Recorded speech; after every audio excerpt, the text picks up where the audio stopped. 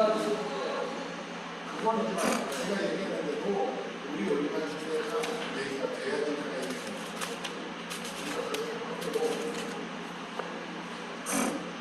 몰라 오늘 도사장이 일이 돼서 보내주면 올라가서 숫자가 지금 원래는 제품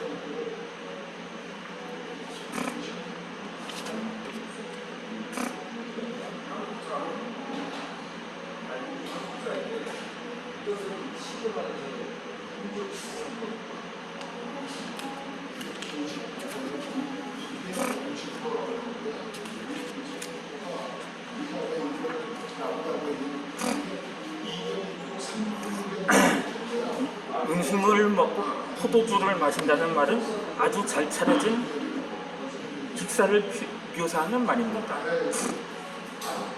이 말씀을 자세히 보면 내 음식물을 먹고 내 포도주를 마시라고 되어 있는데, 이는 하나님께서는 이미 우리에게 그러한 풍성한 식사를 할 수 있는 여건을 주셨다는 뜻입니다. 아무것도 안 주시고 많이 먹어 하시는 게 아니라 충분히 공급해 주시고 그것을 먹고 마시라고 하시는 것입니다. 그러니 우리는 기쁨으로 그것을 먹고 즐거운 마음으로 마시면 됩니다. 이것은 물론 쾌주의를 의미하는 것은 아닙니다. 하나님께서 우리에게 허락하신 것들을 기쁨으로 누리라는 의미로 받아들여야 합니다. 그런데 기독교 신앙을 금욕주의적인 것으로 오해하고 있는 사람들이 종종 있습니다. 기독교가 보내는 종교이면 또 금식기도와 같은 것들을 자주 언급하는 데서 오는 문제라고 봅니다. 하지만 기독교는 금욕주의가 아닙니다. 우리에게 허락된 범위 안에서 그것들을 마음껏 누리고 즐기는 것을 하나님께서 이미 기쁘게 받으셨다는 사실을 기억해야 합니다. 예수님도 먹기를 탐하고 포도주를 즐기는 사람이라고 불렀을 정도로 먹고 마시는 일을 즐기셨습니다. 이 한간에 떠드는 말로 이 목사를 먹사라고 부르기도 합니다. 신방을 가면 점심이나 저녁을 2번씩 먹을 때도 있고 커피를 연거푸 몇 잔씩 마시는 경우도 있습니다. 그래서 목사들에게는 먹는 사역이 가장 중요하다는 말들도 합니다. 그만큼 그리스도인들에게 먹고 마시는 일은 중요한 사역이 하나이며 전도하거나 대화를 나눌 때도 아주 요긴한 방법으로 활용되기도 합니다.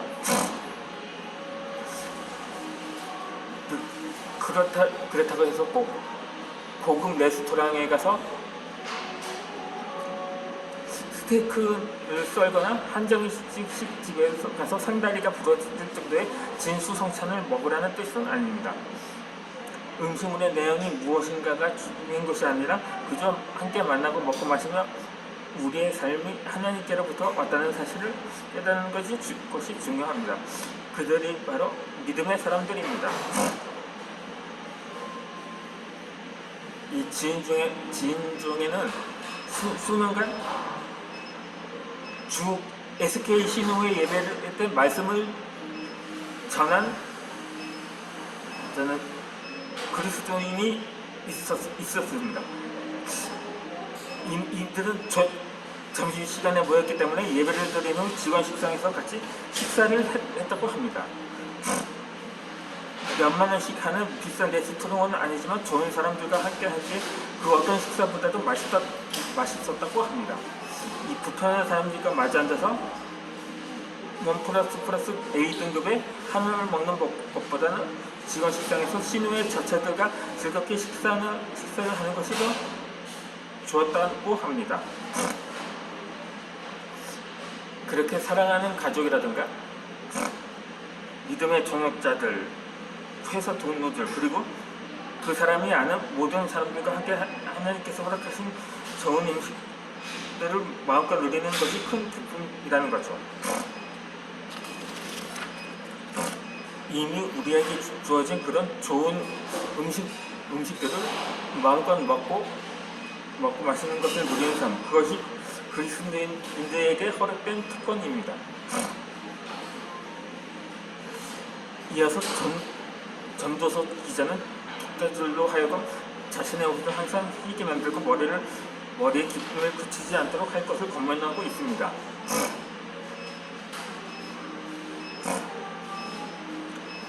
향기름은 향유, 오늘날로 말하면 향수라고 할 수 있습니다. 당시의 옷과 기름은 축제에 주로 사용되었습니다. 물론 축제에 참석하는 것이니만큼 좋은 옷으로 멋지게 치장하고 나갔을 것입니다. 그래서 표면적으로는 우리의 외모를 가꿀 필요가 있다는 의미로 받아들일 수 있습니다. 예수를 믿기에 자기를 부인하고 욕망을 절제하려는 이유로 우리의 외모까지 허름하게 하고 다닐 필요는 없습니다. 오히려 예수를 믿을수록 더 아름답게 자신을 꾸밀 줄 알아야 합니다. 그것은 명품으로 치장하고 화려하게 꾸미는 것이 아니라 깨끗한 옷, 정성 들인 옷을 의미합니다. 하지만 사실 이 명령의 핵심은 외모적인 것보다는 기쁨과 축제의 마음을 계속 유지하라는 데 있습니다. 우리가 보내는 하루하루의 일상을 특별한 시간을 만들고 축처럼 즐기라는 말입니다. 우리가 누리고 있는 모든 삶을 기쁨의 시간, 축제의 시간으로 바꿀 수 있어야 한다는 것입니다. 그래서 사도 바울은 이렇게 권하고 있습니다. 신앙은 결코 심각하고 무거운 것이 아닙니다. 우리의 인생은 구역주의로 가득 찬 삶도 아닙니다.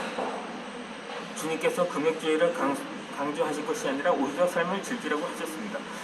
우리 삶은 누리며 사는 것, 이복을 희게 하며 기름을 바르고 날마다의 삶이 축제가 돼서 기쁘고 즐겁게 사는 것, 그것이 하나님의 영광을 돌리는 삶입니다.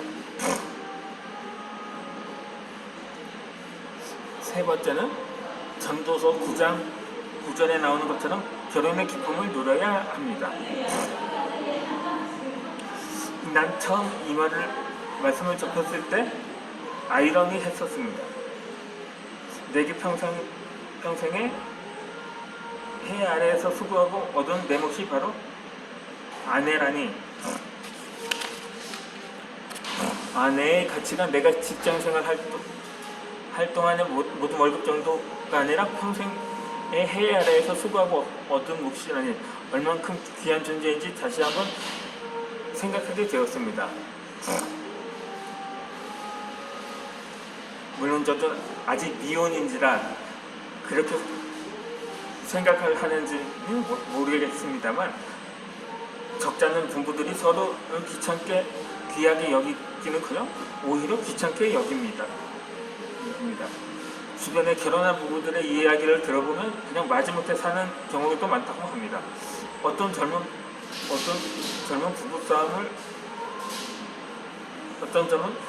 부부싸움을 안 한다기에 대단하다고 그랬는데 그 내막을 듣고 보니 그게 아니었습니다. 서로 금술이 좋아서가 아니라 관심이 없으니 싸울 일이 없다는 것이라는 거죠. 싸운다는 건 그래도 애정이 남아있다는 증거라는 말입니다. 이것뿐이 아니라 남편들은 물론 아내들 사이에서도 배우자 외에 애인이 없으면 바보라는 말도 있다고 합니다. 그냥 농담 삼아 하는 말인 줄 알았는데 주변에 믿지 않는 남자들의 말을 들어보니 정말 애인 없는 사람들이 별로 없었던 거죠. 오피스 와이프네 뭐네 하는 말들이 그냥 나오는 말은 아닌가 봅니다. 이것이 세상이라는 거죠. 하지만 그리스도인들은 가정의 평화를 위해 더욱 노력해야 합니다. 가정의 불화가 생기면 남편과 아내는 물론 그 자녀들에게까지 피해가 가기 마련입니다. 그런데 부부싸움은 정말 사소한 것에서 시작됩니다. 잔소리 한마디에 무시하는 어조로 인해 서로가 상처를 받고 갈등을 겪게 됩니다.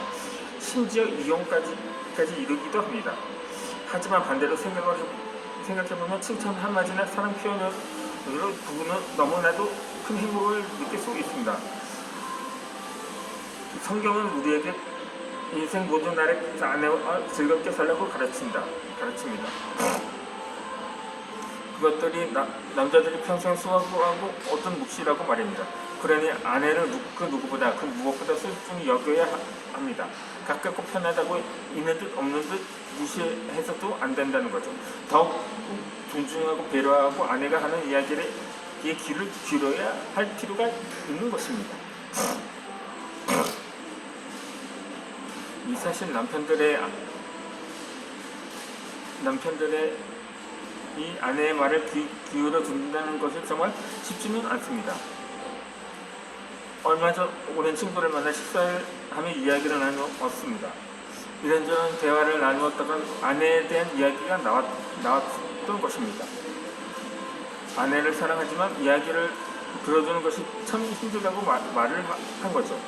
언젠가 퇴근 후 컴퓨터를 보고 있던 그 친구에게 아내에게 다가와 아이들 교육 문제에 대한 열변을 토했다고 합니다. 그 친구는 그냥 형식적으로 이라고 대답만 반복하고 있었는데 갑자기 아내가 버럭 화를 내면서 당신은 내 말을 도대체 듣는 거야 안 듣는 거야 하면서 문을 팡 닫고 나가버렸다는 것입니다. 친구의 아내는 이야기를 하면서 친구의 얘기를 물었는데 그냥 영혼은 없이 이라고 대답하니까 화가 나서 나가버린 것이었던 것입니다. 그 친구는 오히려 아내의 그런 행동이 이해되지 않는다면 고개를 저었던 거죠. 자기는 열심히 컴퓨터를 보고 있는데 와서 말을 시킨 것도 마음에 안 들었지만 나름대로 대답 잘 해주었는데 갑자기 화를 내며 나가버리니 도대체 뭐가 문제인지 모르겠다며 투덜거렸던 것이었던 거죠. 물론 아내도 별반 다르지는 않습니다. 내 남편이 이기 전에 한 인간으로 한 남자로서 받아들여야 한다는 거죠. 그래서